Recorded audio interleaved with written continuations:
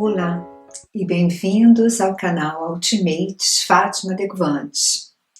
Hoje o papo é sobre autismo e a linguagem figurada, que é metáforas, provérbios, ditados, gíria, enfim, tudo o que é figurado, não literal.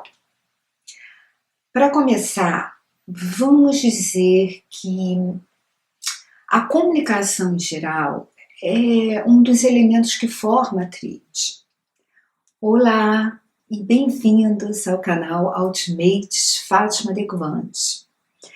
Hoje o papo é sobre autismo e a linguagem figurada. Ironia, metáforas, gírias, provérbios, ditados, esse tipo de linguagem. E, para começar, vamos dizer que a comunicação em geral é um dos elementos que forma a tríade do autismo, junto com a interação social e o comportamento. E no autismo, salvo exceções, sempre existe um déficit de comunicação, ou um déficit na comunicação. Isso porque a comunicação tem uma função muito importante na sociedade. Olha só, já quando pequenos, os nenéns, os bebês já se comunicam, eles choram, eles sorriem, ficam agitados, etc. E a família e os irmãos aprendem rápido a lidar com isso. Com o autismo é quase o mesmo, apesar de totalmente peculiar, a família acaba entendendo as coisinhas que os autistas fazem ou dizem, o jeito deles se comunicar. Quantas mães não relatam que seus filhos fazem um determinado som e isso significa que querem sair de um ambiente, ou fazer xixi, não sei, sons como dig, dig, dig, dig, dig, quer dizer que está feliz. Isso é comunicação, apesar de comunicação deficiente. Ou seja, a comunicação que só uma ou muito poucas pessoas entendem, as pessoas da família. Mas antes da gente julgar os autistas, vamos pensar que comunicar é complicado. Vamos analisar uma parte da comunicação. Para começar, letras são símbolos que, uma vez juntos, formam palavras. E palavras formam outros símbolos, as frases. E todos esses símbolos, eles só fazem sentido quando tem um código, um significado. Juntando símbolos decodificados, símbolos com significado, vamos entender as palavras, as frases e por aí adiante. Agora, imagine mostrar a vocês uma figura que vocês nunca viram. Um símbolo judaico, da antiguidade, letras do alfabeto japonês. Sem o código, sem o significado, ninguém vai entender. A linguagem verbal, a linguagem falada é abstrata. E muitos autistas aprendem através do que é concreto, ou seja, o que é visualizado, o que é real. A linguagem escrita, que são esses símbolos, que é uma coisa concreta, uma coisa que eles podem ver. Então, quando eles aprendem a ler e escrever, ou seja, quando eles aprendem a decodificar os símbolos, tudo fica mais simples de ser aprendido. Então, falar, interpretar a fala é um trabalho para a pessoa autista. As pessoas com autismo têm mais problemas pragmáticos de linguagem. E o que quer dizer isso? Que usar a linguagem na prática requer um esforço maior do que para pessoas sem autismo. Tem uma pesquisa que foi feita por cientistas daqui da Holanda, em Nijmegen, uma cidade holandesa, e essa pesquisa comprovou que o cérebro dos autistas de alto funcionamento se esforçam mais quando precisam decifrar figuras de linguagem, metáforas ou até algumas sentenças, né, não tão complexas. Essa pesquisa constou de 24 autistas de alto funcionamento e 24 neurotípicos. Enquanto eles respondiam perguntas complexas, né, ou frases que eles tinham que compreender, os cérebros eram analisados durante uma ressonância magnética.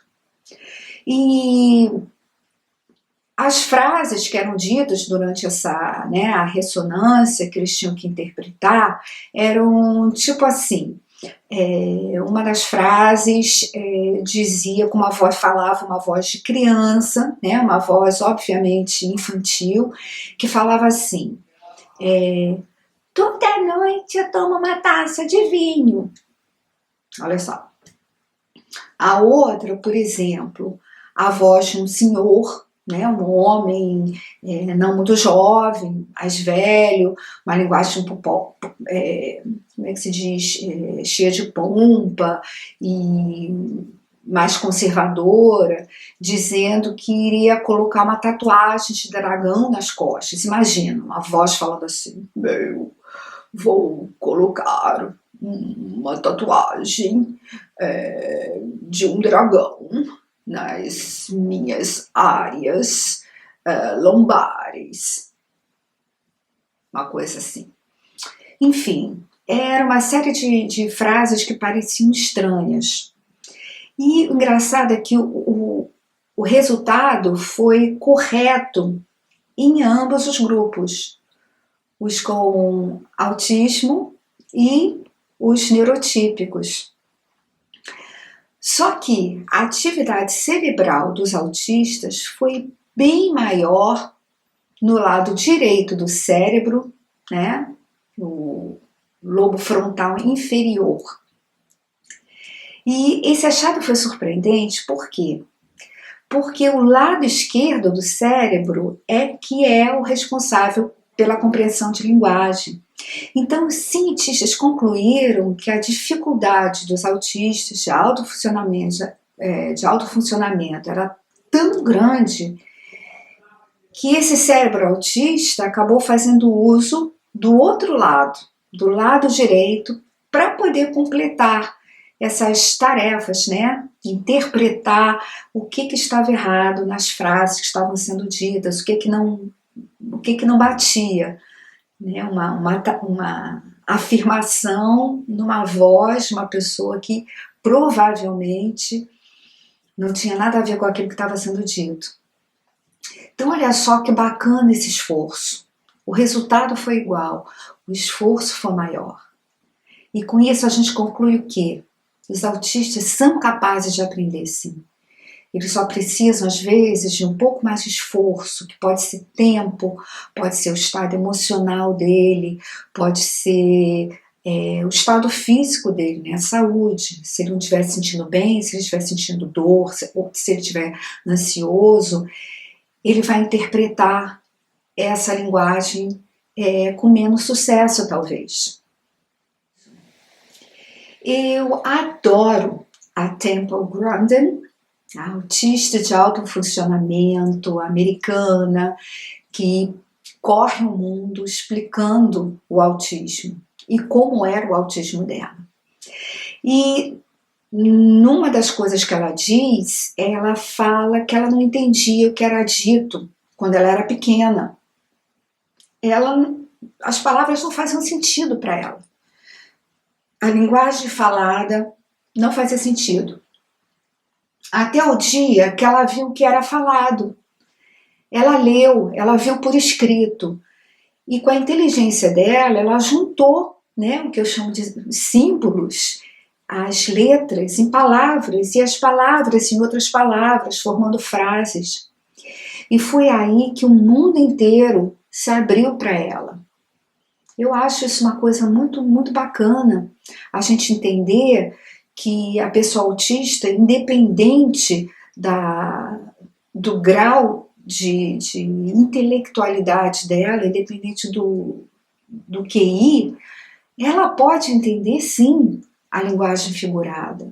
Ela precisa ter só essas ferramentas, como no caso da Temple, como no caso do meu filho, Edinho, que também é muito visual e que custou a entender figura de linguagem. Graças a Deus, hoje em dia, não só entende, como utiliza, salvo nos momentos em que ele está muito nervoso, ansioso. Não acontece muito, mas acontece. E aí essa percepção fica um pouquinho menor. Muitos autistas têm problema de compreender tudo, né, daquele modo literal deles. Sabe por quê? Porque eles ficam na zona da percepção, na zona sensorial. Sabe quando as crianças ou bebês fazem muito isso, eles captam o que eles veem, eles ficam naquela área do visual. Então, dependendo da experiência e do treinamento, e como eu falei há pouco, até do estado emocional do autista, ele vai entender diretamente, ou vai demorar a entender, ou até mesmo vai precisar de um prompt, né? um empurrãozinho do coach ou do professor.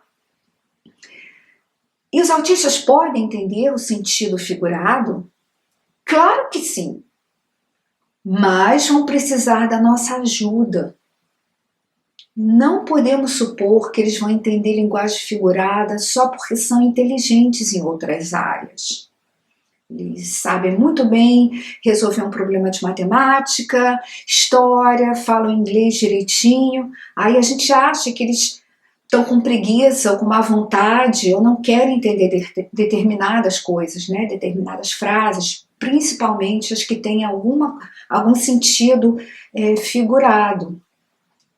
E eu devo dizer que esse é um erro básico que muita gente faz quando lida com a pessoa autista, ou na escola, com o estudante autista, né? Principalmente os professores.